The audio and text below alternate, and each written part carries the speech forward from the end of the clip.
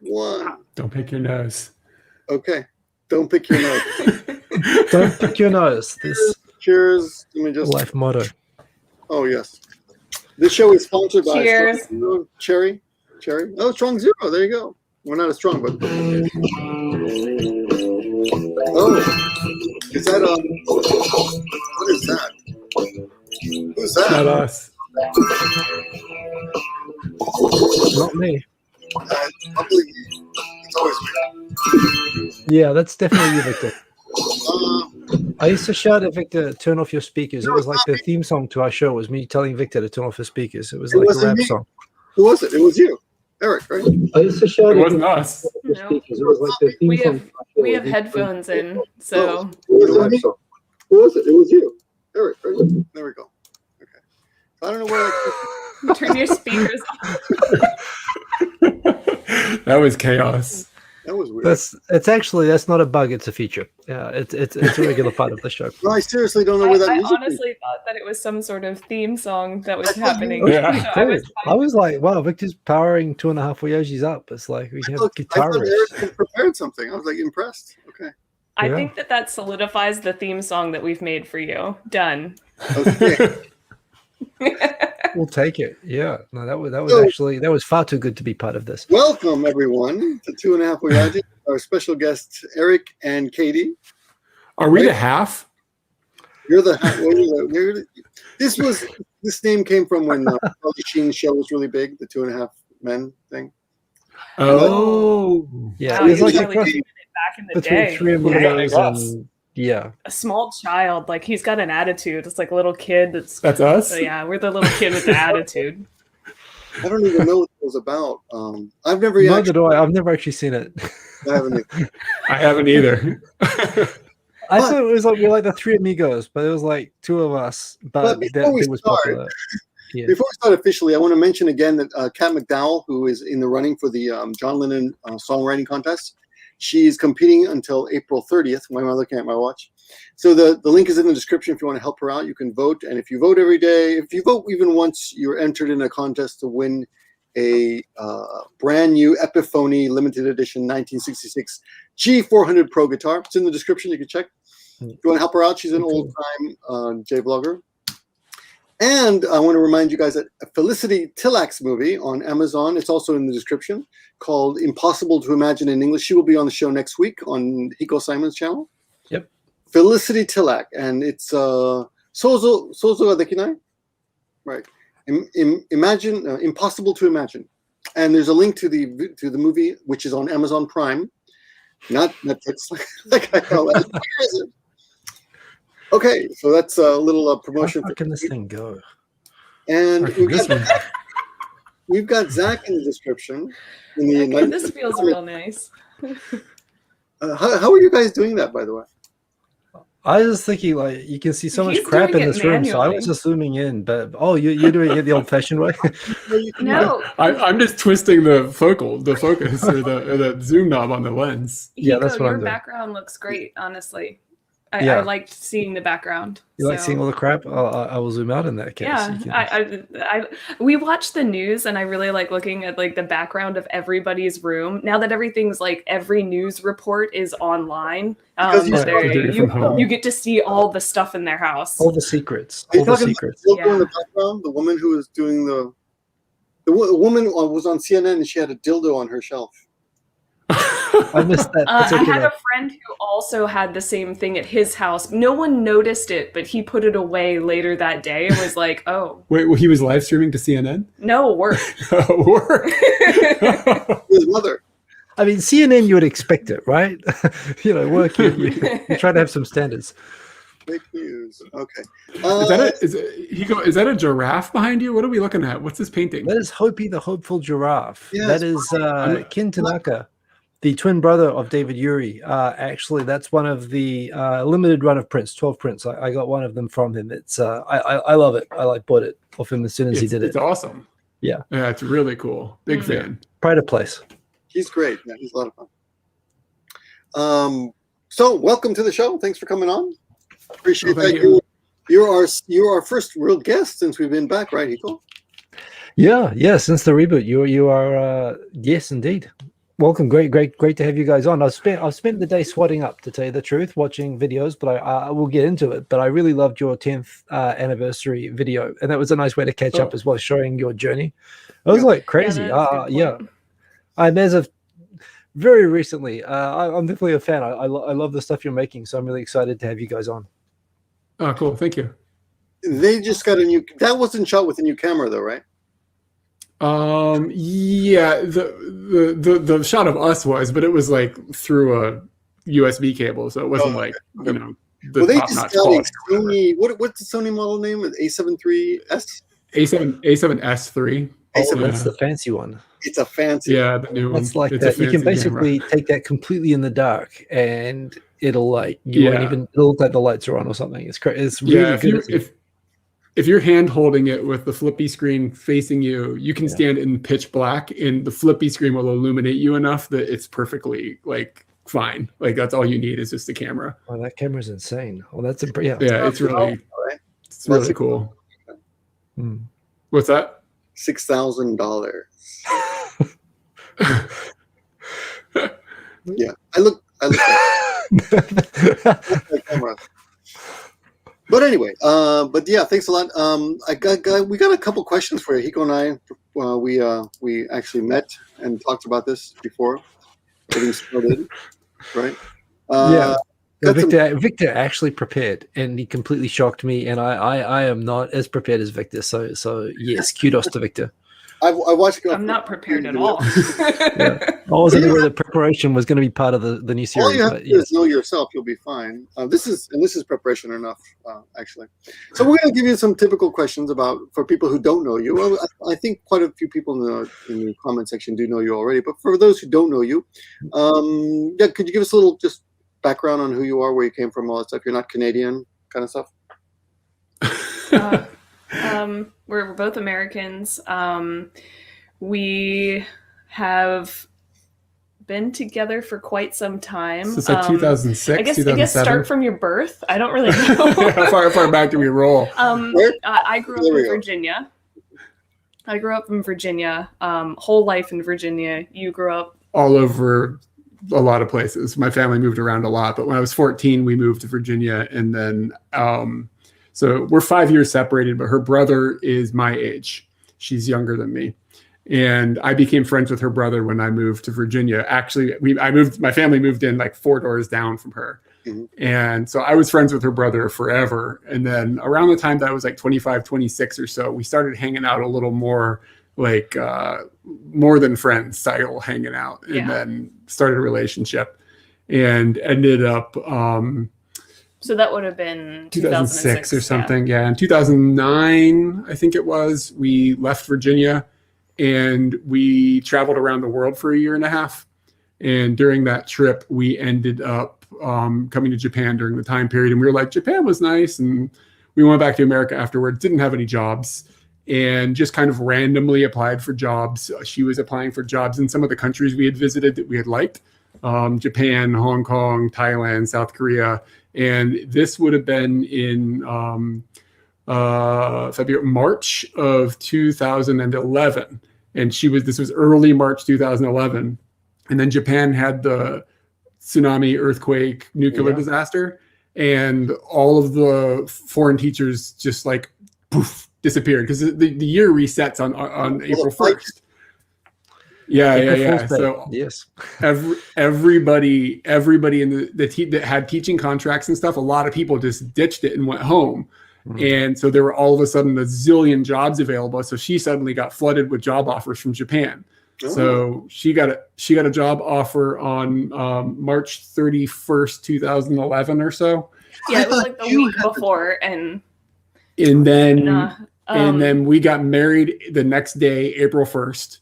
And then we landed in Japan April 20th, 2011, and have lived here ever since. So you were running towards the meltdown, basically, weren't you? That was like when everyone was like running out, you were like, no, let me in.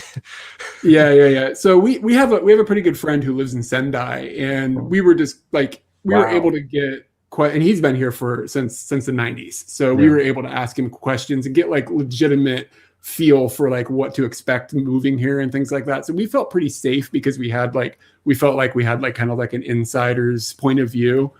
So it wasn't too freaky. I mean, and we moved to Kumagaya in Saitama. We lived there for 2 years. And then moved to Saitama-shi, and then finally moved into Tokyo. And we've been into Tokyo for, I don't know, 7 years or something now. So does that math work?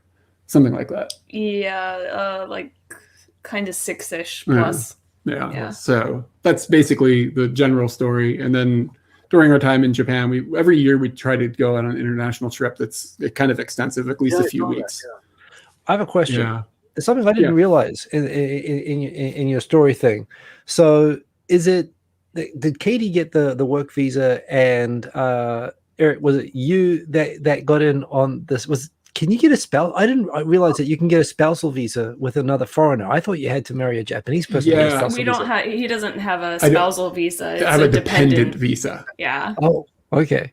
Yeah, and so it's a little tricky if you were going to come here. Like if somebody's watching this and like, oh, I want to try and do that. It's not super easy if you're coming to teach to get the company that's hiring you to sponsor a second person, because they have to be willing to hire somebody that's bringing a dependent, and that makes things, they don't want to deal with that. Yeah. You know, so the only reason that worked is because they were so desperate for teachers.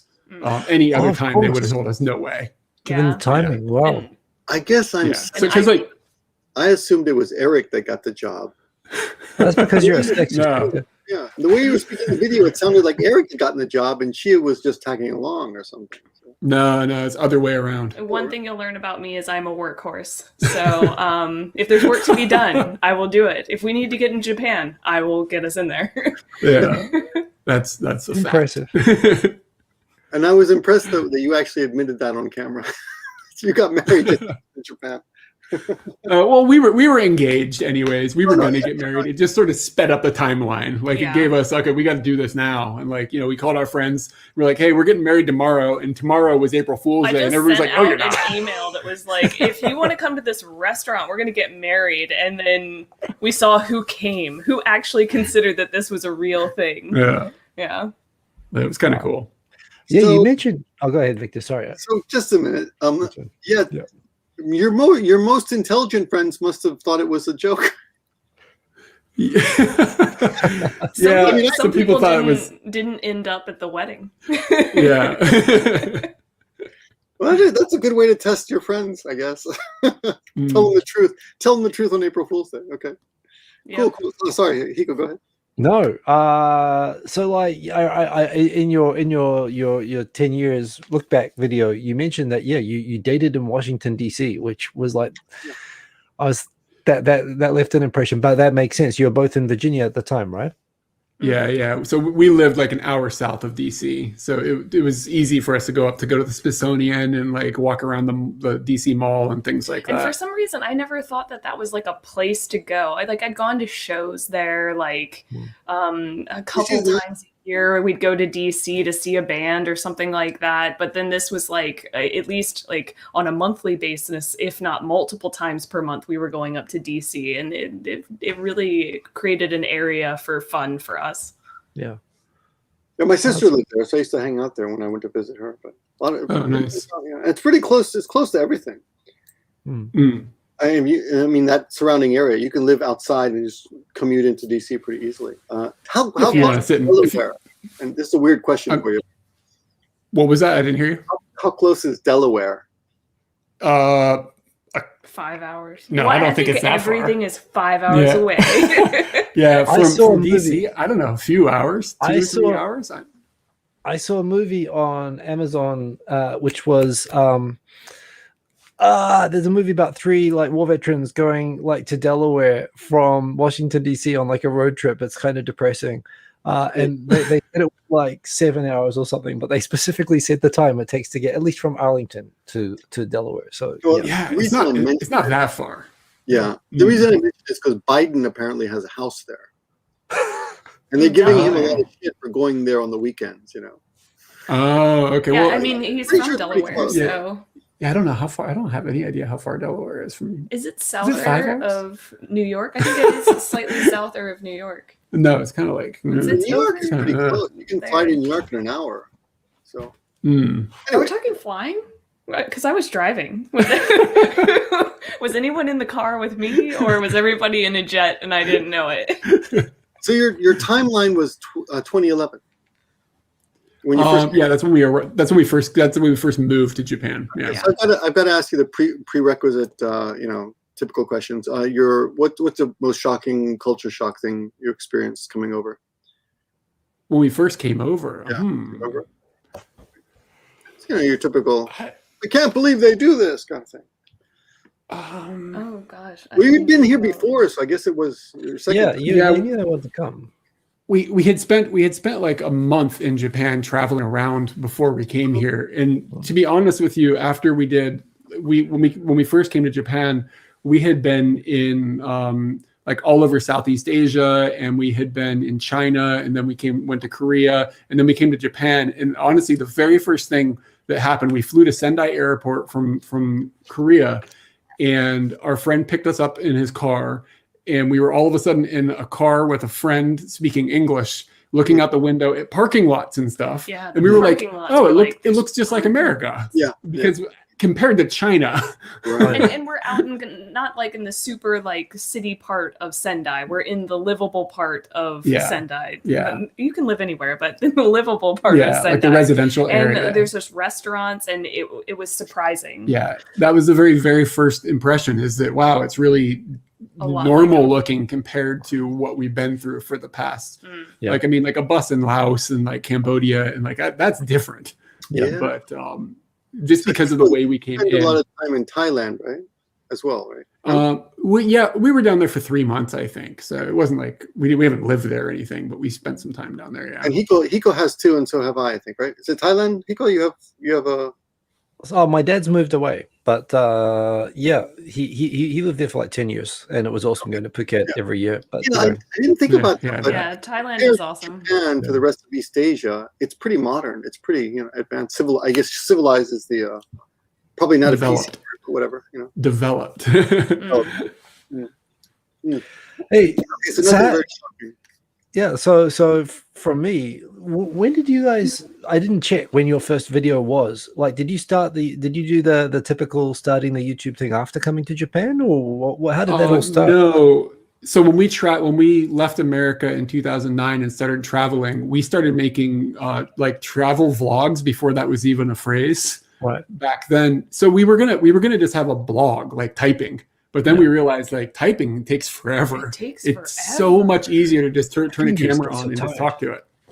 Yeah. And I had just bought a 720p pocket-sized waterproof camera. And at the time, it was like an amazing piece of technology. Yeah. So we had that with us. So I started learning how to edit and stuff while we were on that trip. So that entire trip is documented on our YouTube channel. So that's really when we started. 2009, essentially, is when we started making videos. But very few people watched until we came to Japan. And we made our first year here, we didn't upload anything, but we filmed. And then at the end of the year, I just stitched it all together into 4 big long videos and uploaded it all at the same time. And those videos got quite a bit of traction. Right. And that's kind of where things started to snowball for the channel, and they got more popular. Kudos for that, because what happens to so many people who come to Japan and do what you did and take lots of footage is they get overwhelmed by the footage. And sometimes that's what kills them, is that it just bears down and they just like walk away from it. But that's actually pretty impressive. You built all of that up for a year and then you actually edited it all. Yeah, well, yeah, we weren't filming like a whole lot. It was just a little thing here, a little thing there. So it wasn't like I had a ridiculous amount of footage, but it worked out. It worked out well. The laziness of not doing constant videos actually paid off. Yeah. But I mean, we weren't thinking we weren't thinking about doing anything with the channel. There's no concept of that. This was just showing our friends and family what our life was like. You know what I mean? That was the whole purpose. I honestly think that made like to say that you have charm it feels weird, but I think like talking directly to our family or talking directly to our friends is what has now become what we do. Yeah, it's what made it easy. Yeah. And I think is what has draw. Yeah, we were never talking to an audience. We were just like, the camera was like a portal to our friends and family. Yeah, if I'm talking about a toilet, I'm telling my mom about that toilet. Well, I'm surprised, Kyde, you licked the Washington Monument. You put that up.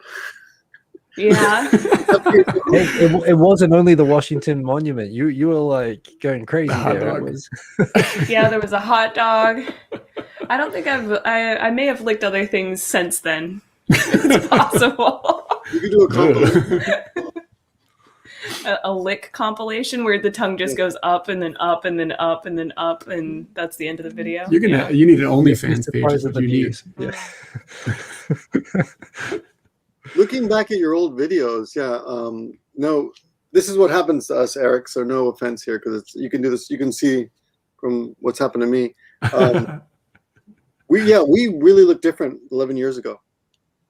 Yeah, this is what 11 years looks like. I didn't look That's that weird. different. It looks exactly the same.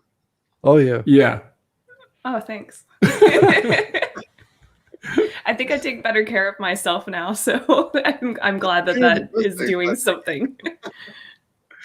Okay, well, I got actually a list of questions here I want to go through. Was there any vlogger that inspired you at first, or you just blindly started uploading? No, to be honest with you, when we were planning our trip to go travel around the world, we were looking for people to kind of give insight into how you do that. Like, how do you just go backpacking like this? How do you travel like cheaply? And it didn't exist. Like there were no travel vloggers at the time. There was the guy that was explaining micro towels, those mesh towels. Yeah, and yeah, I was yeah. like, Like that's one the guy guy. we There's found. the one guy with the towels. How to pack. He showed how to pack a bag, and that was all he showed. He didn't show anything else. So like it sort of, I'm not saying like we're the genesis of travel vloggers, but I think that we kind of were really on the first wave of it with a bunch of other people at the same time.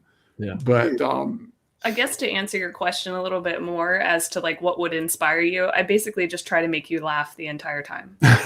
Like if I get you to laugh, that video is solid. Well, okay, as far as inspiration goes, the reason that it clicked in my head that you could travel around the world, and this is going to sound ridiculous, is because Ewan McGregor and Charlie Borman had a video series where they rode motorcycles around the planet. Yeah. Right. In many places, yeah. And for some reason, I watched that, and I was like, "So that's a thing you can do?" So I was like, "I can do that. Like, how hard could it be?" So we watched that Charlie show. in this analogy. And then I was like, "We can do that." And then when we're traveling and we're making videos, I'm kind of just like, "Well, you don't need a cameraman. You can just kind of film yourself." I mean, it's not quite the same, but it works out. So to a certain degree, that was sort of what we used for inspiration, I guess. Yeah. When I was 19, I quit university, and I hitchhiked from New York City to Mexico, and then I went overland as far as Colombia, Panama, and then anyway, long story short, I spent a year and a half backpacking Central and South America, and relearning Spanish because I didn't really speak very fluently back then. But anyway, the point is, I had one backpack, I think one pair of shorts, one pair of long pants, 2 shirts. And I remember I got down to a science where I had 2 pairs of shoes. One of them was really trashy, $6 shoes, and one of them was really expensive hiking boots. But did you have something like that? I mean, can you remember? Like, Dude, did you have you just said the science. I have a video where I lay out everything that's in my bag that I had used for 14 months. Like living like a nomad, where everything goes. This is the clean, this is the dirty. My pants go in this zipper holds this. And if anything went in the wrong place, I would just be driven crazy. If he tried to pack my bag, I'd be driven crazy. Yeah, it couldn't happen. Actually, I've gotten better about that. Like if I tell you to pack the bag, I just turn off my brain.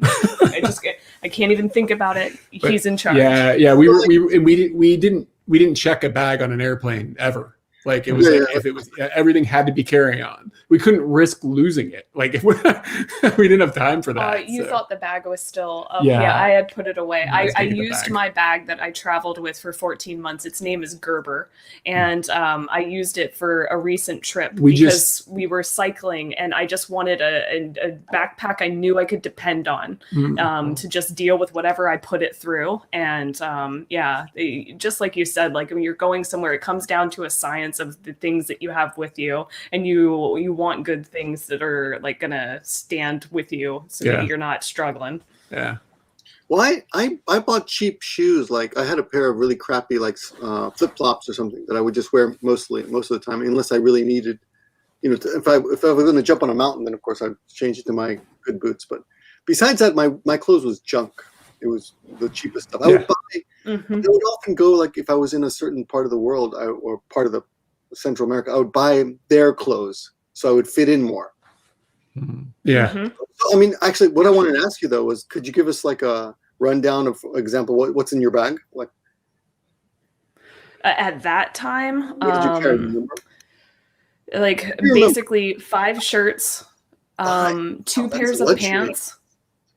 Yeah. So we would do laundry like every 5 days, which is more often than I'd like to do it, but yeah, it's a balance you got to find. And you were pretty clean then. You're changing shirt every day. Yeah. Oh, I already told you I'm stinkier than him. Like I'm not allowed to wear a shirt for more than a day. But yeah, I mean, we had like all our clothes that we initially left with. We did go to like REI and buy a couple of things to be like quick dry, things like that. Like we didn't wear jeans. Jeans don't dry fast enough. You know what I mean?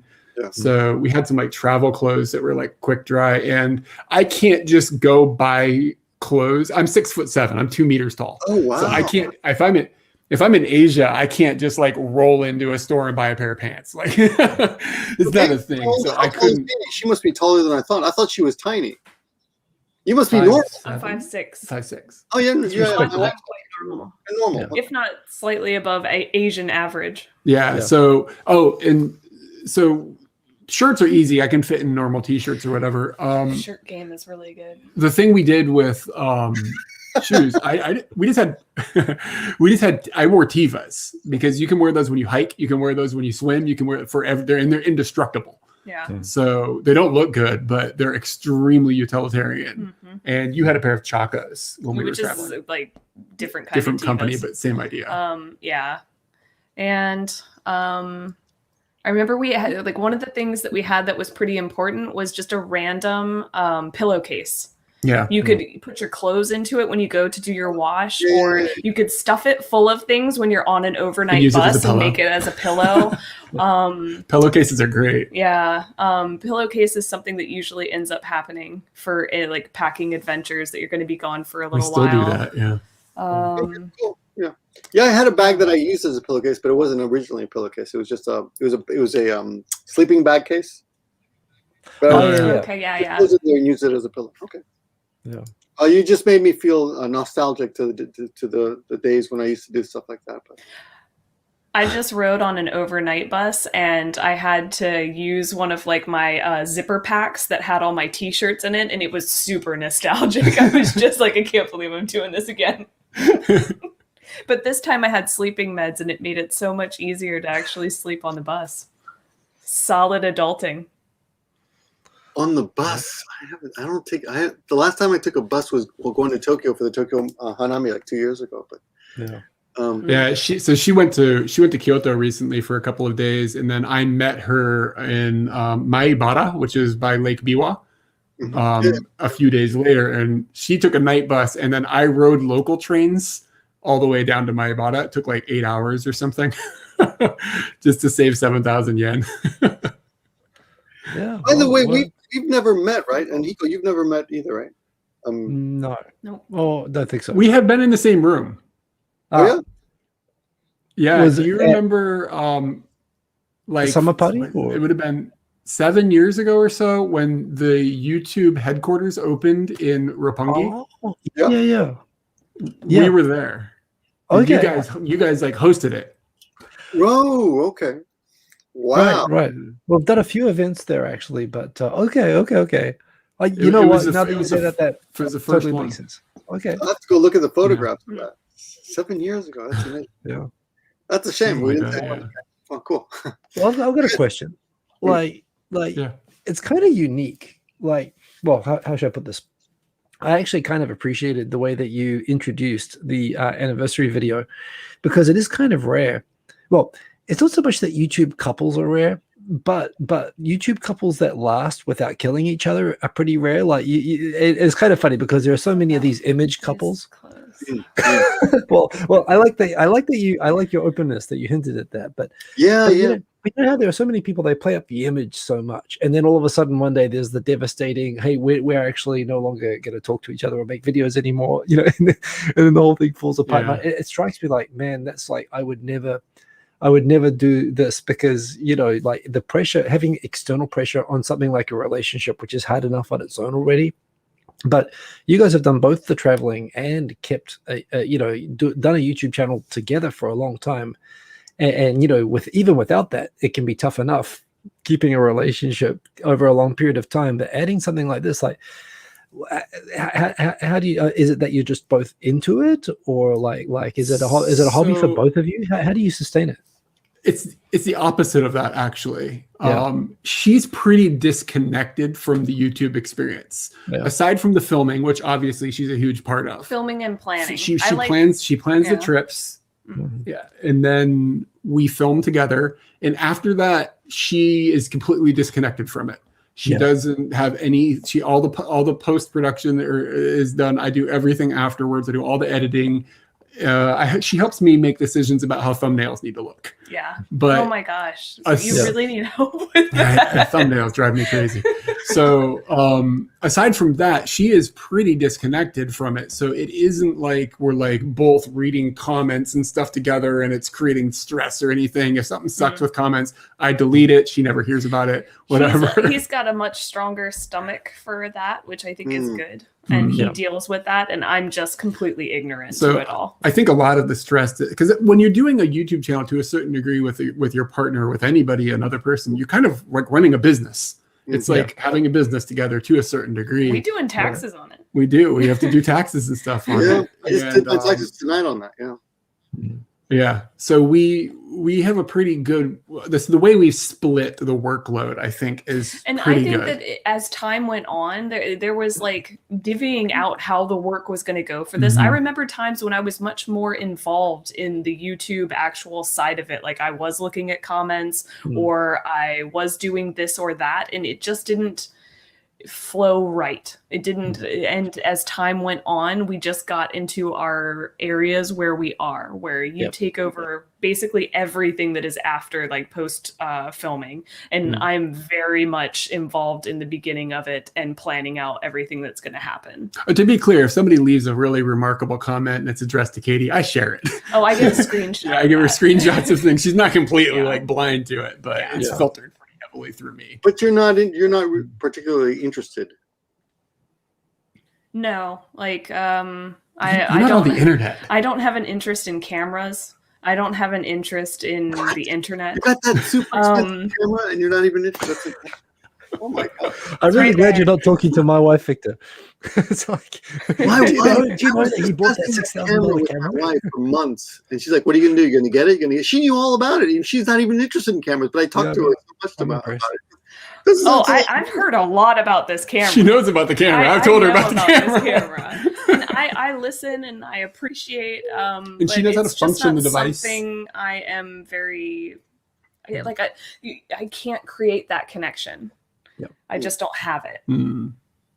Yeah. I don't know where we were going with that. Well, no, actually, Hiko was talking about something that I right before we started, I told you I wanted to talk about, was the fact that with that in that 10-year anniversary video, you said, "Hey, everybody, what you see is not everything that there is. Sometimes we fight, but we don't put that on camera. We don't turn on the camera when we're fighting, and we're not the perfect couple, but you know." And anyway, you made that very clear. And if no one should try to emulate you.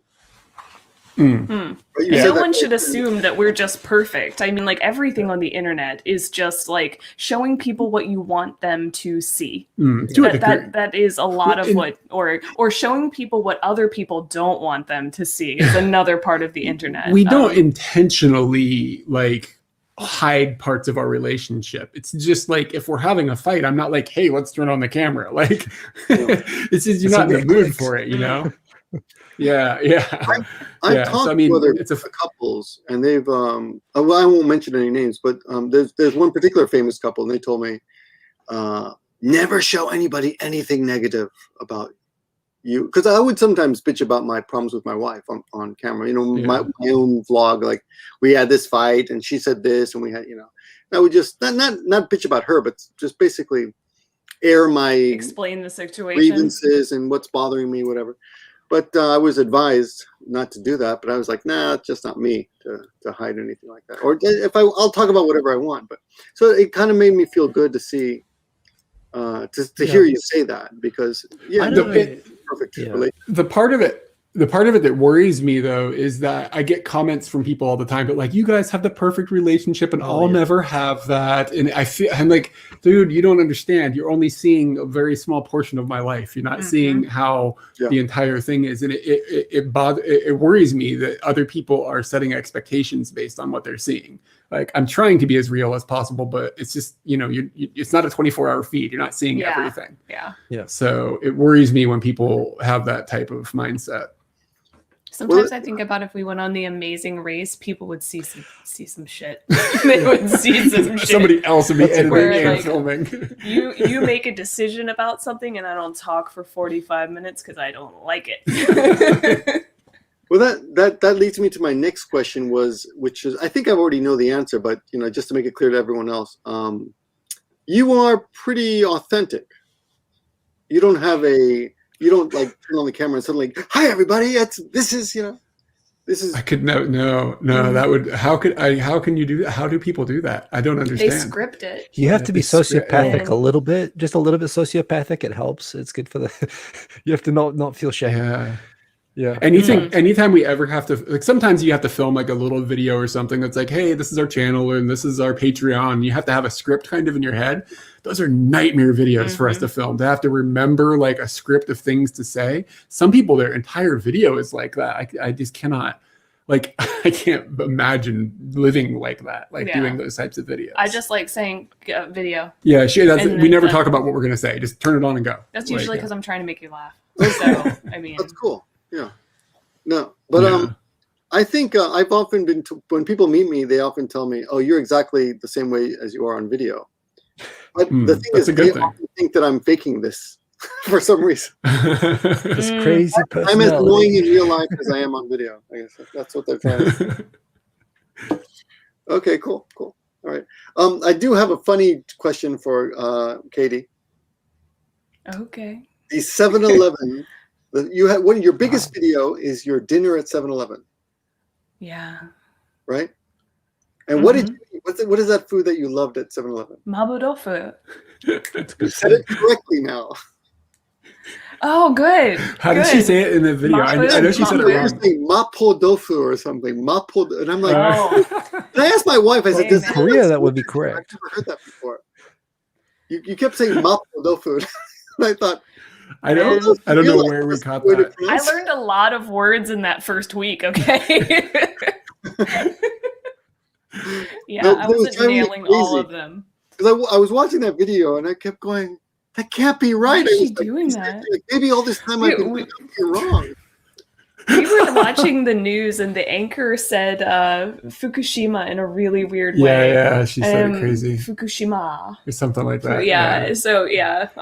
That's a bit embarrassing. But the thing, you also probably, like, if you watched some other videos, you can see my first, I had to go and give like a speech at school. Like the first day that I was there, and the first week that I was in Japan, I had to give a speech in Japanese to a group of teachers, and it's a nightmare. It's an absolute nightmare. Like, she had just memorized the phonetics, basically. Remember, we moved here with less than a month's notice.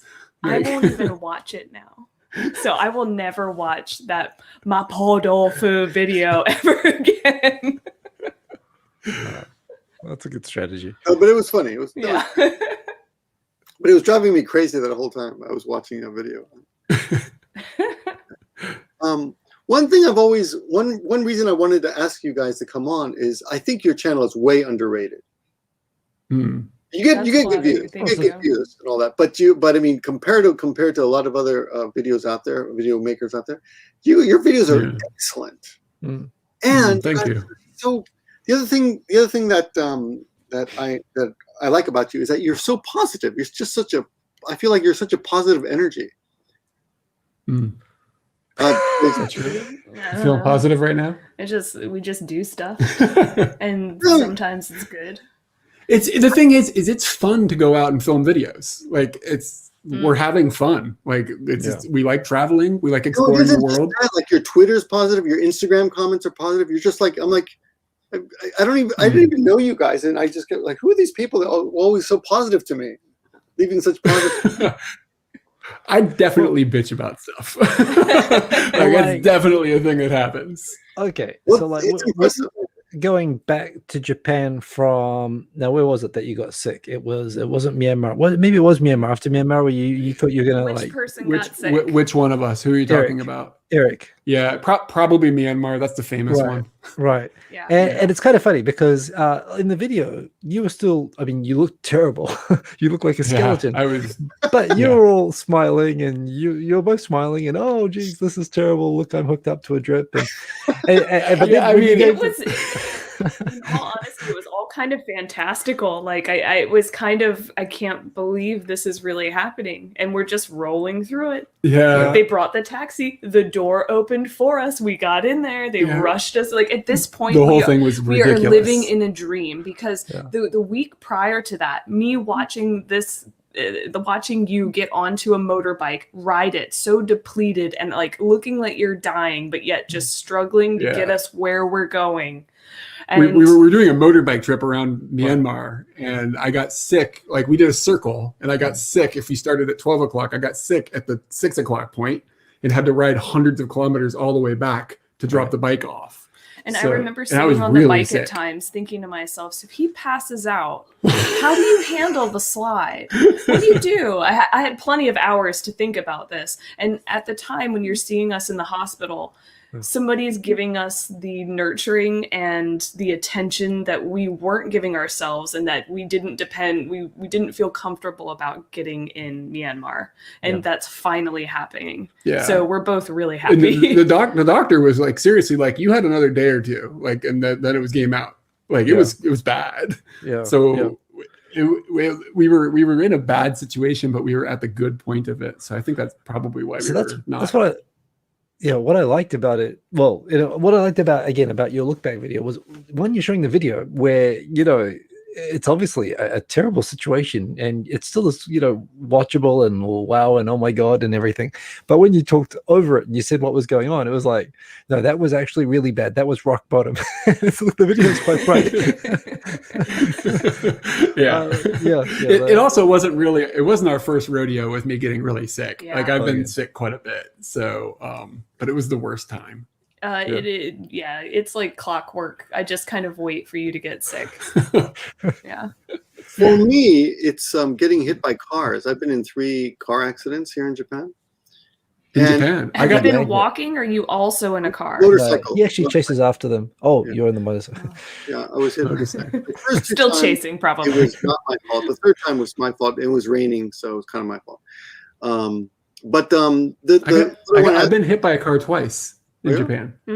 I've been hit, 2 times walking. Pretty bad? No, I didn't get hurt. Just old people have hit me. Yeah. How do they miss me? I'm the biggest person in the country. I was pretty much, my body, I was left black and blue both times. No broken bones, bent things like bent out of shape and my neck screwed up. But here's what I remember. After getting hit, I feel so psyched and happy that I didn't die. That might have been what I was going through. So there's a challenge for you there. There's something ahead of you that's like, okay, you have to surmount this. And if you don't, I mean, like the positivity will help you along with that. I see why somebody could be positive in that situation and kind of hyped, like there's something to beat here and I will. Like so that comes to mind for me. Did you feel that way? I don't know. I felt like that every day. I got to go and get you snacks. I got to make sure that you stay alive. Bananas. He's definitely going to need bananas. Like some of the videos, it's just like a checklist of making sure you're okay. Every day is a challenge. Just, okay, I provided all of this. Yay. Yeah. So when you get sick, it is a bit of a challenge. And I think I can be really weirdly upbeat about that. You're just good at it. You're a good caretaker. That's lucky. Okay. That's pretty cool. Don't die. We have Hiko. You want to hit him with the actor studio question? I don't have it in front of me, so you do it. You're on the line thing. Oh, I can. You know what? I can share the screen. Yep. We'll give them a heads up. We used to watch this a lot. Yeah, we used to watch it a lot. Yeah, it's I a already shame. know my favorite curse word. Yeah, it's a real shame. I'm going to add. How do I do this? Share Do screen. you think they're going to replace him? I don't think so. Did they still make that show? They don't still make it. Did he die? He died. Did the guy die? He died. He died, yes. Yeah. That sucks. Okay, there you go. That's a downer. Look at that. Yeah, they should bring it back though. Okay, That's a lot of questions. So these are the Actors Studio questions, and you know what they are already. So why not show them to? So, number 1, what's your favorite word? What's your favorite word? Yeah, in Japanese word. Victor, we'll take turns. I'll take the second one. You take the third one. Shokudo is my favorite. Shokudo is my favorite. Yeah. Shokudo. I know what I can get in there, and I'm a happy camper. That's the best Japanese. I like. Okay, in Japanese, I just like the kanji for dekoboko. Oh yeah. Yeah, That is a cool kanji. Yeah, it's just really unique looking. Okay, both of you. What is your least favorite word? It's more of a phrasal word. Fleshing out. I really hate it. I don't want to flesh out anything, okay? Just everybody stay away from the flesh. Cover up. See, Sounds like if I say the least favorite thing, then all of our YouTube comments to the end of time are going to be this thing. I'm gonna be So that. I don't know if I can't. Is it what I think it okay, is? maybe Katie, say I'll speckled be cake. screwed up. Katie, everyone's going to say flesh it out. Let's flesh it out in all your comments. I will flesh out the thoughts about that if we go down that road. This is that's a dangerous question. So can I pass to save myself sanity? You can't Wise pass. choice. All right. Yep. This is a weird question, but it's from the Actors Studio. I'm not particularly interested in this question for you, Eric, but what turns you on? It's actually It's kind of a weird question to ask a couple. I already know my answer. How do you? Okay, it what's doesn't your have answer? to be Mathematics. sexual, Victor. It can be She said mathematics. Yeah. Let's see. I don't know. I mean, are we talking about broads? Like, are we talking about women here? Is that what we're it can be talking about? anything. It's could it's be usually It could be an not. action. It could be something you see in your daily life. It could be something about It doesn't have to be significant sexual. other or something like that. It's got to be bananas. Oh, okay. Bananas. Didn't There we expect go. that answer, but I On know. Reddit today, I saw someone posted a completely straight banana. Oh, that's weird. It's pretty how weird. How did that happen? They had like 5 bananas, and one of them was completely straight. So they took a picture of it and said, "Look at the straight banana." It's pretty impressive. Did the other bananas help in the straightness? Did the other bananas cause the straightness? Well, they must have, but not on purpose. They were just. The world of bananas is a deep and mysterious one. What turns you off? You can't say fleshing out. What turns you off? How about in a person? In a person, what turns you off in a person? Well, Yeah, that's what I was thinking about. Superficiality, maybe, like fakeness. Just trying to be the biggest thing in the room. I'm the biggest thing in the room You right are now. but you don't try to be. You just are. you married the biggest thing in the room. Yeah. Like it's just people who you can tell that they're putting on a show as opposed to just being themselves. Mm. Okay, yeah, that's fair. Okay. Do you have any sound or noise that you love? I like cow noises. The noise cows make. Is it all the noises that count? No, I mean not all of them. Just like the Cows mooing part of noises, like a Because cow vocalizing. I didn't even hear a moo. I like the moo. It's a nice sound. Cows are comforting. Rain for sure. Rain, Okay. yeah. I love rain. I like both Do of you those. watch any ASMR videos or anything? No, I just open the window. I don't use the internet. You just killed a complete industry. Yeah, the internet I finds a way didn't to know what make ASMR was. Oh, I did know what that was. I'm impressed, Yeah. actually. Yeah, the internet finds a way to take every good thing and make it weird. So yeah, what noise or sound do you hate?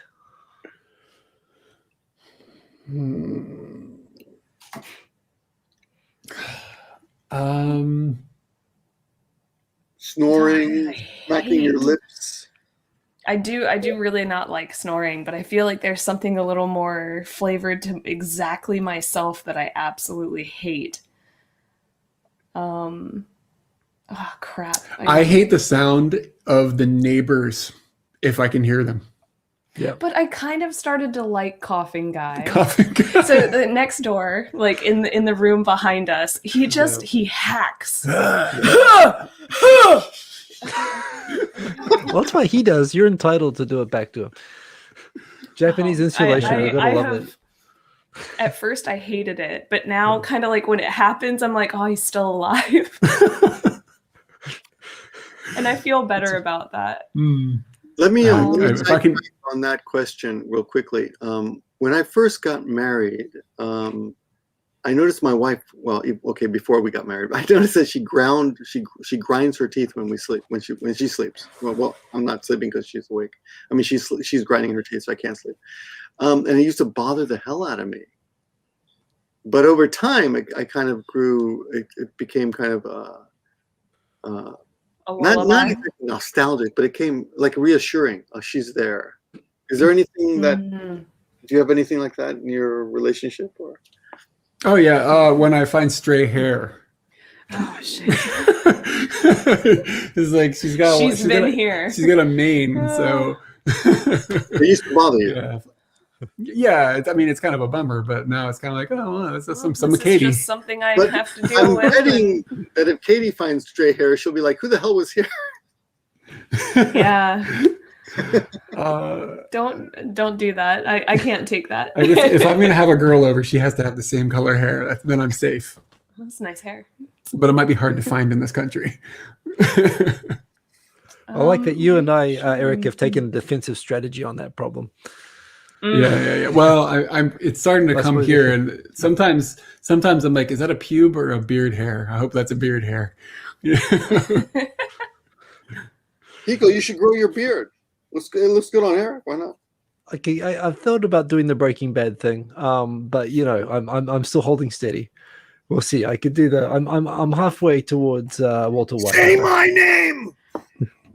Bryan Cranston is like the epitome of an amazing man. So I highly recommend that you go down that road. I am a super fan of his. I will take that. I loved him in Malcolm in the Middle, like before. Oh my God, we could talk about that for like. Malcolm in the Middle is amazing. I've never loved that show. Really, it's good. It's such an underrated show. People don't realize how good it is. It's such genius, that show. When your daughter gets to be about like 6 or 7, start watching that. It's really great. Yeah. That's and a really from the clever parents' show. point of view, from the children's point of view, it's all just great. It's genius. It really is. Sorry, Victor, your question. Is it my turn? What's your favorite curse word? They were asking me before this video, like, can we curse on camera? I'm like, sure. Hey, she gave the answer, Victor. Motherfucker is by far. I say it probably 20 times, if not more, a day. You do swear a lot. This motherfucker, that motherfucker. I think I'm gonna go with some of a bitch, but not son of a bitch. It's got to be some of a bitch. Some of like the guy who was in the Croatian soccer player. Sorry, there's a Croatian soccer player who has a name that sounds like that. I remember, and all the Japanese people are like, "Oh, is his name son of a bitch?" Yes, but anyway. That's I like those. Those are good curse words. I think we've got our children's name now. This is pretty good. Motherfucker, some of a bitch. Some of a bitch, motherfucker. Martha Fucker. That sounds really good. That was in a movie. Okay, both of you, what profession other than your own would you like to attempt?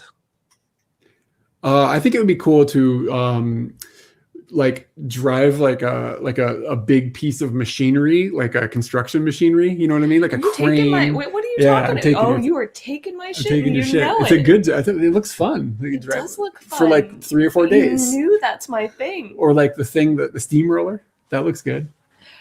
Lately, all I've really wanted to do is like project manage things, and I realized I don't know if I could do that as a job. That might drive me nuts as a job, but I really like planning and thinking about projects and doing things like that. So, or I think I'd make a great like personal assistant for someone. And I don't think anybody should aspire to be a personal assistant for someone else, but I find myself thinking, God, I'd be really good at that.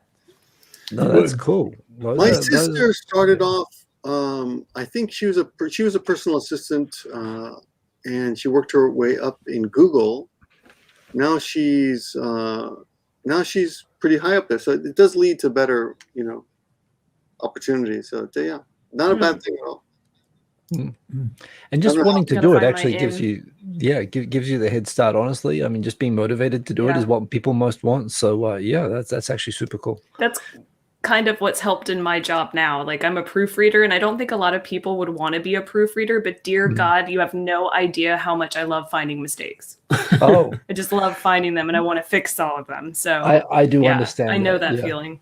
Yeah, treasure hunting. Well, that's pretty cool. Oh my gosh, new phrase for my job. I'm a treasure hunter. Treasure hunter.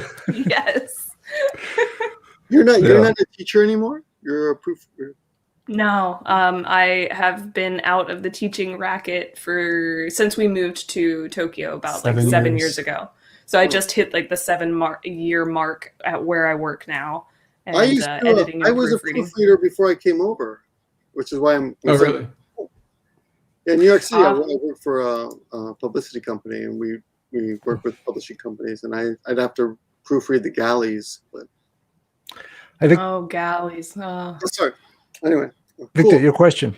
Yes. What profession would you not like to do? I would never want to be a proofreader. Wow. It looks torturous. She loves it, but I just watch her do this and it's like, oh man, that looks like hell. I don't know if I could work with the elderly. No.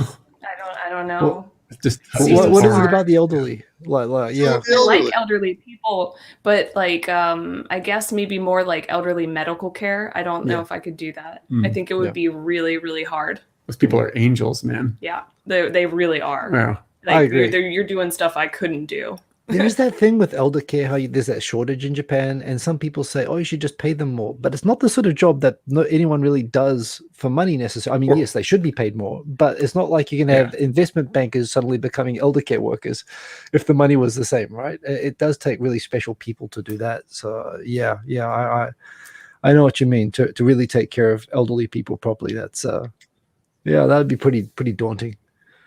Yeah, that's just the first thing that came to mind, I think. Yeah. Okay, final question. I get the best question by the looks of it. Sorry, it just worked out that way. I'll take it. If heaven exists, what would you like to hear God say when you arrive at the pearly gates? This way to the bananas.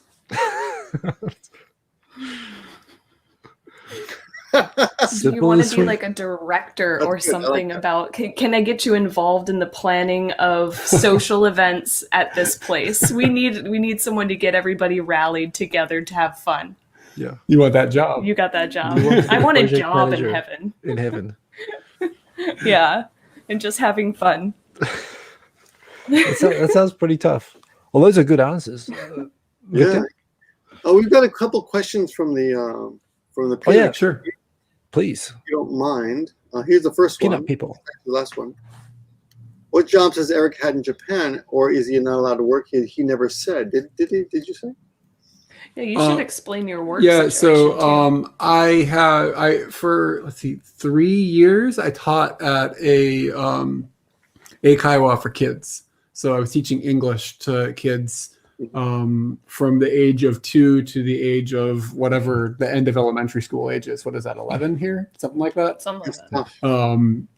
Yeah, and I loved it. I thought it was really fun, but the companies are all very difficult to work for in my experience. So it's like dealing with the management who only cares about money, and then getting paid is important, of course, but I was way more concerned with the kids and their experience than the management is, and juggling those two aspects is just very difficult. So I did that for 3 years, I think, and then that's kind of right about the time that I got fed up to the point where I couldn't deal with the management anymore. Was right about the time that YouTube channel got kind of to the point where it made it okay to quit and just focus on that full time. So that's cool. what I've been doing since then.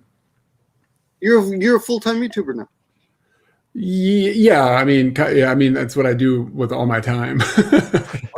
I'm not getting rich, but because we have pretty loyal support through Patreon, which is the only reason that we're able to keep making. I mean, if you've seen some of our videos are really long. It takes I spend a lot of time editing.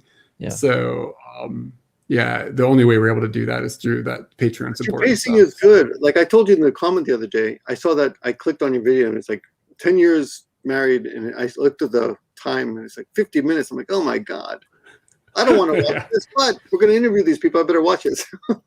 that is but I said standard. it flew by. I was surprised. Like it's so raw. I couldn't believe it. Yeah. So that wasn't even edited. That's true. I do long ass videos too. I'm known for my long ass videos, but I got a question for Katie here. Sorry. What kind of materials you proofread? Financial documents. Oh my God. Basically. Yes. Oh, but it's so much more fun because there's numbers. Oh God. Remember she said math like gets her hot or whatever? Oh no. This interview is, I don't know if it's getting better or worse. It's going somewhere. Basically, my company does international relations for Japanese companies to help them get a broader investor base. So I proofread a lot of documents to communicate like how well or shitty they're doing. Yeah. Can you explain who Squeaker is? Oh, Squeaker Snacks. You remember when I said that we don't like being able to hear the neighbors? Yeah. Yeah. Squeaker was the girl. She lived below us? She lived below us. There was a couple that lived below us. Oh, wait a minute. And they would have some squeaky sex. Like that definitely did happen. But one of the things, like we overheard like a really aggressive argument, and we couldn't figure out what was going on. It went on long enough that we recorded it and we gave it to a friend. And I don't remember what the details of the argument were at this point, because this is like 5 years ago, 6 years ago. Yeah, they were speaking Japanese, but they were screaming at each other, and it was like that was beyond our linguistical ability at the point. So we let a Japanese person listen to it, and we got feedback on what they were saying, but it was mostly just chaos, if I recall. A few days later, we end up with a little small package sitting outside of our house. It was either on our mailbox or like hanging on the mailbox. Some little package. Inside, lots of snacks.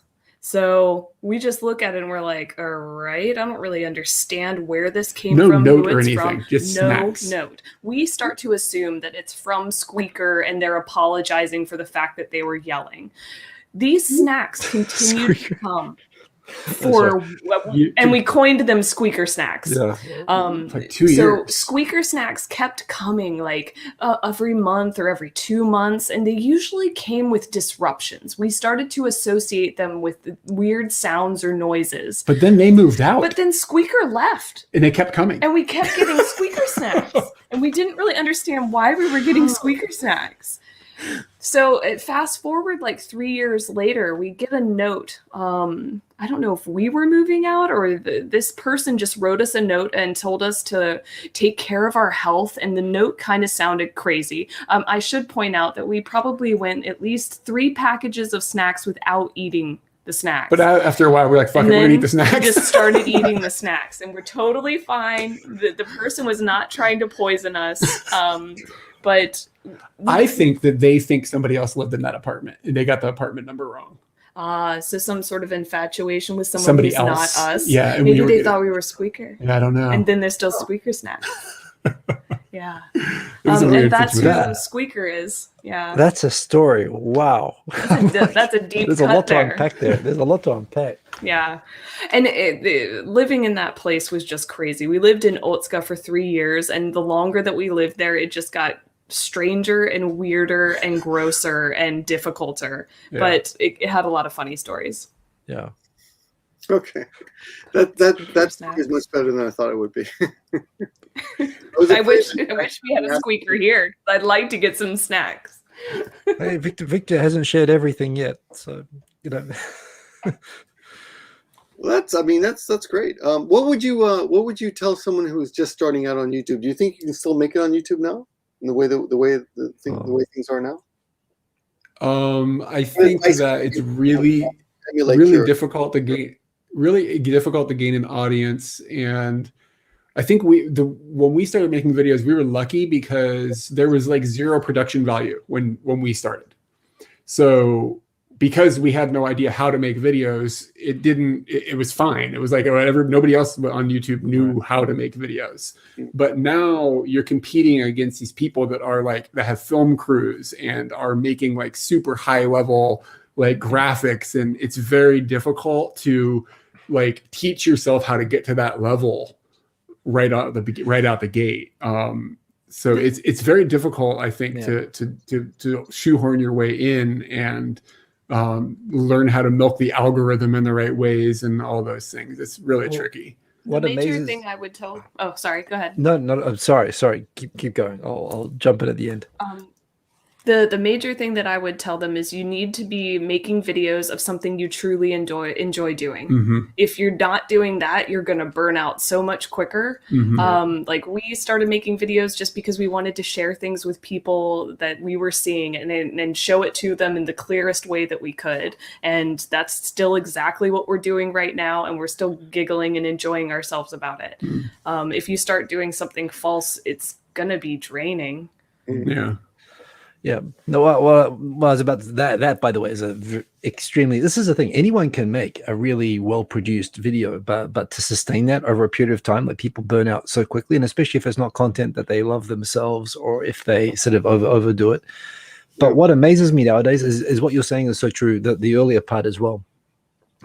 When you were starting out, which is probably a bit before me, you know, everybody was figuring it out. Everybody was around, you know, was in their 20s, their late 20s. They just bought a decent camera. They were traveling or doing something interesting, and they were figuring it out as they went along. And then you had these sort of generations where people would figure it out more. But the thing is, nowadays, you have a generation of people. Most people who start YouTube now grew up with YouTube, and you know, you think about how much free time kids have.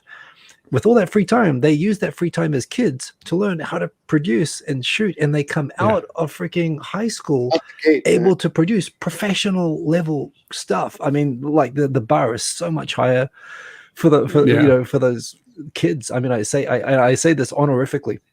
The kids these days are crazy because they've just picked up skills that to us were like professionals only could have, and we were all trying to stumble around and figure it out. So you're right, we have the advantage of the longer audiences, but the level of quality of stuff that people just pop out of the blue making stuff nowadays is, I mean, it's really cool. I respect kids so much that they just pick up such great skills and start YouTubing, you know, in their late teens and their early 20s, and they're making really well produced stuff right away. But then they've got the thing that you said on the second point. If they're not making stuff they don't like, they are going to burn out regardless, you know. But they can produce such great stuff now. Totally. Yeah, I started thinking about that a lot recently because I'm making videos that I really like, but they're not really like click on me type videos. They're just, you know, me and my son walking around the neighborhood kind of stuff. So yeah, it's like we make a video about a burger and people freak the fuck out about that, but then like we make something like, I like burgers are great, but like we make something that's like really nitty gritty into us, where we're really excited, like going to Biwa and cycling around Biwa, or going on a trip to some place that we've never been to, like Croatia or something like that. That's the real heart and soul for us. People are like, nah. It's always the way YouTube, it's always the videos you care the most about that always disappoint. And it's the videos that you don't even think, oh, this is such crap, I might not even post this. And those are the ones that always jump. Yeah, we're making the exact same gesture. That's so true. Yep. Cool. All right. Well, thank you. I don't want to take too much of your time up, but we've already gone way over the hour. So. Oh, we're totally fine. It's all good. But I want to. You guys also. Let's talk about your channel real quick. You live stream on Twitch. How often is that? We don't have a schedule. Whenever Kind of you get a hankering. whenever we have time. Yeah. So I'll do like live, like walking around stuff, but also just playing video games. Just whenever I'm in the mood. Really, it's not a schedule. A couple times a week usually. You'll walk around with what what camera? No, actually, I use a GoPro that can stream through my phone, and then it works okay. It's all right. You've been toying around with that just recently, right? Yeah. So I did that today. Actually, I went for a walk. I noticed the iPhone. What was that? I noticed the iPhone quality is not so good, so I just started going through my GoPro as well, and it's much better. Yeah. Yeah, I think it's the Twitch app is garbage because I use Android and I'll stream directly from my phone and it looks terrible. And then I'll stream from the GoPro, which is going through a GoPro app instead. Like GoPro is hooking into Twitch from a back end the way that OBS would or something. Yeah. And it looks way, way better, like vastly better. It's the same one. Then it's yeah. I use an iPhone on YouTube and the quality's shit, even though it's an iPhone 12. But then I go through my GoPro and it's better. So okay, cool. Yeah, I think that they're using like really aggressive compression on the apps is what the problem is. No, all that's way over my head. But any Just big plug in your GoPro and you'll be fine. any big videos coming out this year that we should look for on your channel? Or? Obviously, B1. Yeah, the biggest thing that we've got that we don't plan super far ahead very often. So that is really true. We filmed the BY video with like a day or two's notice. And so that was like, we went down to Lake Biwa and we cycled around it for 5 days and we filmed the whole thing. And that'll be coming probably next month, I think, is when that'll be edited and start rolling out. And it'll be a few videos. So that's the biggest thing we've got on the horizon. But like of planning for videos to shoot in the future, we have nothing. We have nothing else. We have nothing like even planned at all until it happens. Yeah. Oh, I did have one question I forgot. How did Corona fuck up your year? We just talked about that. For us, it's going to sound horrible to say this. It really wasn't that. I'm gonna let you speak for yourself. Dramatic for me. I work from home. I edit video and stuff. I've done that for years. I haven't gone to an office. You know what I mean? Since when I went to teach, and that was years ago. That was like 7 years ago or 6 years ago. So my system didn't really change. Like the world didn't shift around all that much. So it didn't mess up too much. Usually we like to go on an international trip every year, and we didn't get to do that. So we went on trips like in Japan when it was safe to do that. So it wasn't that big of a deal for me. For me, I was in America when COVID started breaking out. So in February, I was in America, and as March came in, we're talking on the phone, obviously long distance. You were due to you were supposed to come back April, right? I was supposed to come back at the end of March. Okay. And at the beginning of March, we're like talking back and forth on the phone. And I'm kind of living in this haze of like, I'm with my family. I'm spending that time with them. I'm not really looking at the news. I don't really care. I want to focus on the people that I'm with because I'm only here for a limited time. And then we'll talk at like nighttime. And he's like, Katie, things are kind of getting crazy out there. I'm a little bit worried. Like, maybe you should think about coming home. And then all of a sudden I get a message from my flight, and they're like, your flight's been canceled. Cool. And then we're starting to see that Canada is closing its borders. And I start thinking like, I got to break out of this like hypnosis that I'm in with my family and start thinking like, what am I going to do if things really change? And so one night I was just like, okay, I'm going to call and find out if they can actually get me home on my airline, even though they've canceled my ticket. I call and they're like, we won't be able to get you home until June. And I was like, it's March. Do you know what month it is? Are you reading the number wrong? So I get that news and I immediately just go into sort your life out mode. And I got a ticket within the next 24 hours. This is on March 19th to get home. On April 1st, they closed the borders to Japan. So if I had waited to when my ticket actually was supposed to be on the 31st, I might not have gotten back. And as you know, being residents of of Japan. Didn't mean squat. That didn't mean squat. Like that meant that it's really nice for you, but you can't come back because we're too worried. So if I hadn't come back because of this smart person, I would have been sitting in America for a really long time. And having to change my flight meant that I had to pay an extra $500. So those were the bad things. I had to leave my family sooner, and I had a little bit of a bill. But Trump bucks took care of that. Well, if you ever get down to Nagoya, you definitely hook me up. Look me up, not hook me up. Look me up. We can do both. Some of that Trump money. We'll hook you up with a strong zero. Pull out our GoPros. Yeah, cool. I'll pull out my my 360 camera and get you're big enough that I'll need all 360 for you. I think we filmed a video in Nagoya is where they're famous for like Japanese breakfast, right? Yeah. Am I right about that? Yeah, I think you're right. Okay, we filmed a video there in 2013, I think. Yeah. So I remember that breakfast. We have a Nagoya. Yeah, me too. I remember having that breakfast too. Oh, I love breakfast. It's a weird breakfast. It's really cheap, and you get all this extra stuff on it. Yeah. I the love dude, it now. The dude like climbed up on a ladder or something and poured the coffee like on top of a ladder into our coffee glasses. cups. Yeah, I think That's a Japanese thing. I don't think they do that anymore. Kind of, yeah. That's cool. I don't know if like the pouring of the drink was a Japanese thing, but I do definitely think that happened. That dude climbed up on a ladder for sure. It was cool. I have to check that out. Wow. Yeah. Well, Hiko, unless there's anything else, I think we should let our guests go. This has been fun, and actually, really love talking to you guys. And I love your channel. So everybody should thank you. Get in there and subscribe. But no, thanks. I really enjoyed this. Yeah, cool. Same Thank here. you. It was It's really been fun. I'm still jealous of that flag you got. Oh yeah, thank you. I used to have it. That flag, right? That is a. I think it was. That's the. We never talked about Tweak and Tug Park. Tweaking Park. Now I'm Tweak and intrigued. Tug Park. You said you were going to ask a. Yeah, oh God. Oh right, yeah. Yeah, that video. Okay, then we should totally end on that. It's so much better than like. So about a year ago, one of the first videos I ever saw of Eric's, he was sitting in a park reading a book. It looked like a very intelligent book. I forgot what it was, or he's studying Japanese. He was reading a book in a park, very intellectual, and he talks about seeing some guy masturbating. Or yeah. Corner. That is what I thought it was. Okay. Yep. And and I couldn't find the video. I was going to ask him about that, and he said he was hypothesizing that this was like in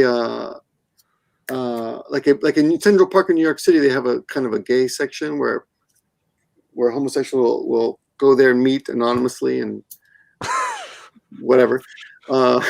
We definitely have a suspicion that this is some sort of connection area. Hookup. It is a a definite hookup spot. We don't know how people are necessarily finding out that this is the place or communicating that they're going to the place, but we're getting this vibe, and we're slowly going back to what we have coined as Tweak and Tug Park. It's like a 2-minute walk from our apartment. Yeah, it's really very close.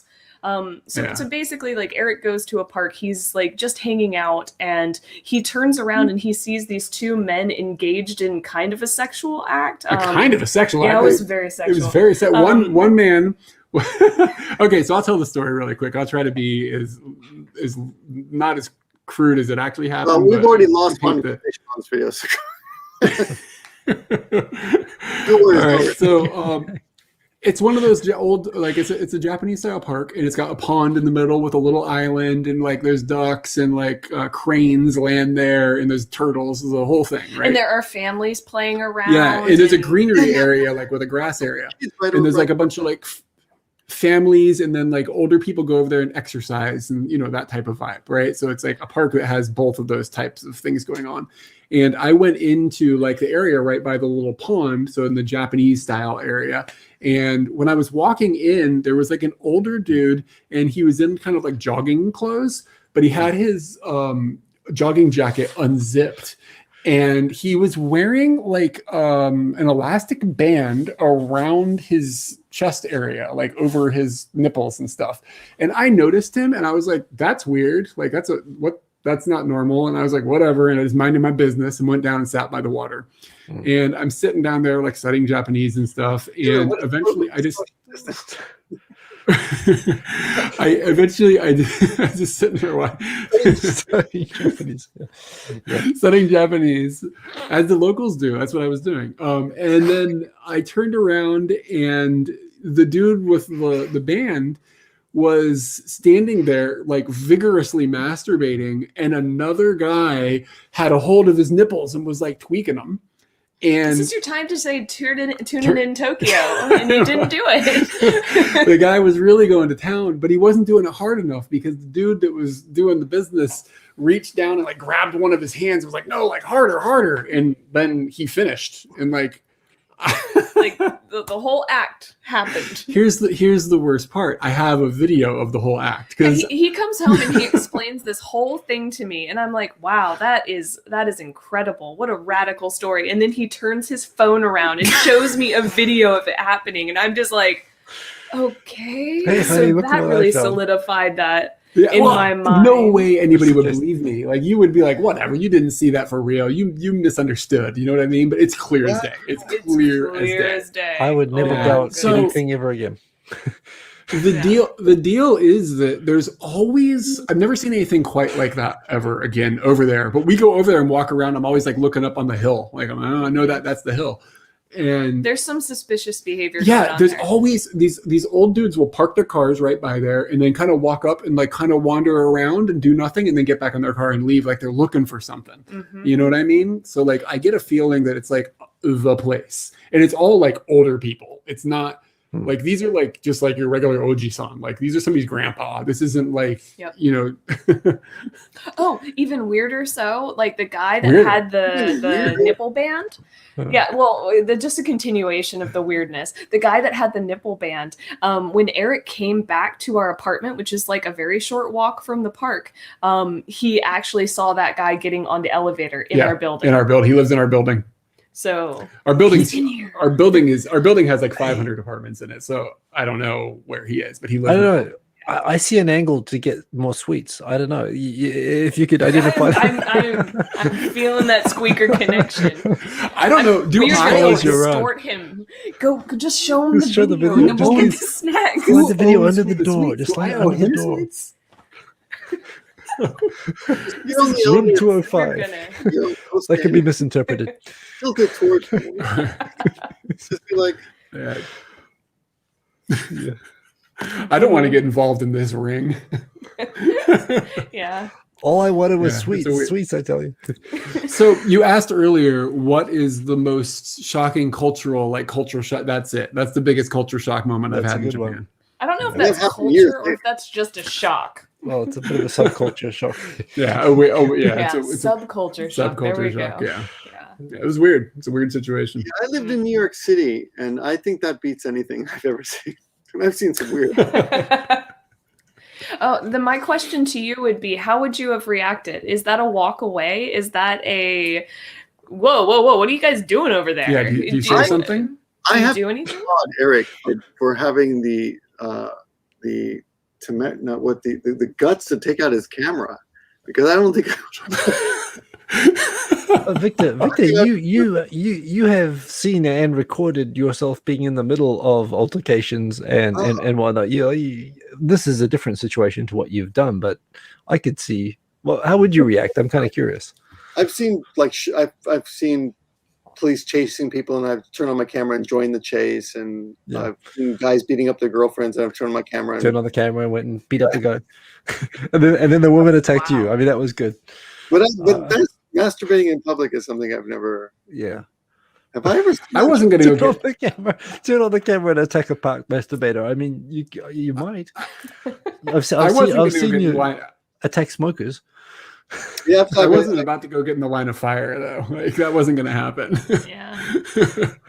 You or something. You were. There's no way they could have seen you recording. Oh, they could have seen me. Yeah, for sure. They could have seen me. But I wasn't the one jerking off in public. Like, I was just making a video. The dudes jerking off. I would say the recording would be the least weird part about the situation at that point. Yeah. Yeah, Yeah. if he had been Yeah. jerking Some people off, don't think that. they would have jumped on him. Yeah, but I mean, and they knew I was there. Like they knew I was sitting. There's no way they could have missed me. Like the guy saw me when I walked in and walked where I went. He knew I was there. He just didn't care. There is So- some genre of pornography in Japan where people get turned off by being watched out in public. So Yeah, Mm. maybe that's what's going on. Yep. I've I never. don't know. Definitely what's going on. 127 We'll keep million the people. status on Tweak and Tug Park. Thank you. Keep us updated. You should do it. Will do. I'm a detective now. Wear a trench coat and sunglasses and a baseball cap. Not a No, problem. no, that's the wrong Middle direction. of That's the July, wrong direction. looking legit. Yeah, you're gonna look like a participant. I am. Oh no, different outfit then. It's like the flasher jacket. Yeah. I'll give you one last question, though. I know isn't public sex illegal in Japan? I'm pretty sure it is. Yeah, can't Kosei forget waisetsu. It's it's illegal, but you got to get caught. So, Yeah, it's not the first time I've seen that though. Like I've seen other things that are less heinous, but I've seen people having sex in yoyogi. And when I hitchhiked to Hokkaido one time many years ago, and I hitchhiked all around it for a summer, and there was a matsuri and on the way to Hokkaido, and I was in Aomori, and all the teenagers got drunk, and I was sleeping on a bench because I didn't have a place to stay. It was during what's that big matsuri they have in Aomori with I the have no idea. Awadori, no, No. But the lights with the big the lit up the big floats, floats. right? Yes, the lit up floats. Yeah. I remember as well. I can't remember what it's called. I know the one. you Anyway, mean. so Yeah. I just rolled into town without any notice. So I didn't have a hotel. Everything was booked up and everything. So I just slept on a bench. And there were some drunk teenagers like on the same bench as me. And she got finger banged on the bench right in front of me and made eye contact with me. And Now I this understand is the now known as comments. finger bang bench. Now I The understand bench is the gone now. comments. oh, Yeah, that's some one of our viewers went there and looked for the bench and they've Yeah, but removed it. It's being like they changed the construction. Well, maybe they took it away. Maybe they're going to put a plaque, like a plaque on it or something. maybe Successful finger bang. maybe they're just sanitizing it. I don't know. Takes time. so people are in the comment section talking about this. I'm like, what are they talking about? Look at this comment. It was better. Bleach and lasers. Yeah. Finger bang pilgrimage spot. Ooh, we should make like a pilgrimage of like random things that we've done in Japan so that people can go and see like the artifacts. Oh, like make a Google doc, a Google map. Yeah, I'm loving this. This is a great idea. Oh, too good. Wow, we should have started the show with this. Now you got to stick around for the good stuff. Oh yeah. For everyone to stick around to the end, congratulations! You got the best stories. Thanks a lot for sticking around. We're gonna wrap up here. Thanks a lot for all the support, the thumbs up. Please check out their channel, and there are links in the description so you can sub if you haven't subbed already. And you'll hear more stories like this on their channel. I don't know how. Indeed, you will. Thanks a lot, guys. Yeah. Yeah, thanks for having us. Thanks, guys. It's fun. Have a good time. Be careful. I feel like I got to say that now, but Just stand at least like 6 feet away from the guy when he's shooting. You're fine. Social distancing has taught us a lot. The dudes were wearing masks though. This was during COVID time, and they were wearing masks, but they were. Yeah. I can respect that. that's even weirder. Yeah. Well, they're being responsible a little bit, at least. Anyway, I'll let you go. On that Not note, everyone. Thanks for watching. stay safe. All right. Thanks, everybody. Take care. Bye. Good night, everybody.